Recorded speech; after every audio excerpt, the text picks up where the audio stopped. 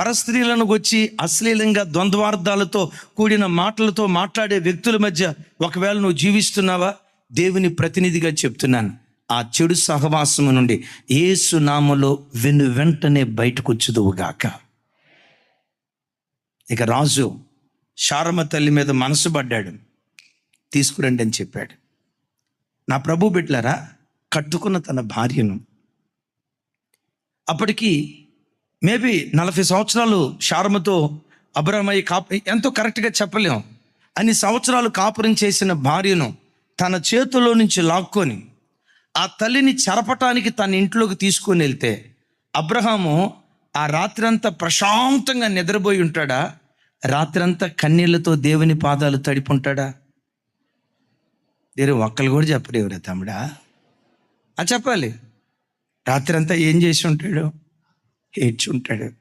దేశం కాని దేశానికి వచ్చానయ్యా, నేను ఆ రాజుతో మాట్లాడలేనయ్యా, నా భార్యను ఏ గదిలో బంధించారో నాకు తెలియదయ్యా, ఒకవేళ నేను వెళ్ళాలని ప్రయత్నం చేసిన భటులు ఊరుకుంటారా, సైనికులు ఊరుకుంటారా, చంపేస్తారయ్యా, నేను అక్కడికి వెళ్ళలేను.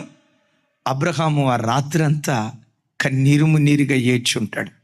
అద్భుతం తెలుసా, అబ్రహాము చేసిన ప్రార్థన ఫరో రాజు శారమును ముట్టకుండా ఆ ప్రార్థన కంచెగా మారిపోయింది. శారమును ఫరో ముట్టాలనుకున్నాడు, ఏదో చెయ్యాలనుకున్నాడు, ఆవిడ కన్యత్వాన్ని చెరపాలనుకున్నాడు, అపవిత్రమైన కార్యం చేయాలనుకున్నాడు. కానీ ఏం జరిగిందో తెలుసా? ఒక వింతైన రోగం ఫరో ఇంట్లో ఉన్న వ్యక్తులందరికీ వస్తే భయపడి, నువ్వు ఎవరి భార్యవి? అబ్రహాము భార్యను.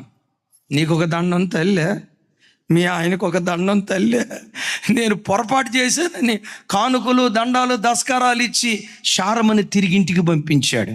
నేనంట రాజు చెరపాలని అనుకున్నా, ఇంత కూడా శారమును ముట్టలేకపోయాడు.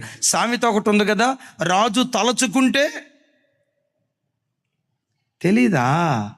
పెద్దగా చెప్పాలి. రాజు తలుచుకుంటే దెబ్బలు కొదువ అంటారు, రాజు తలుచుకుంటే కొండ మీద కోతిని కూడా దించగలడు అంటారు.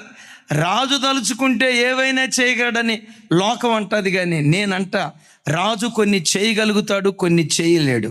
నీ ప్రార్థన అన్ని కార్యాలు చేయగలుగుతుంది.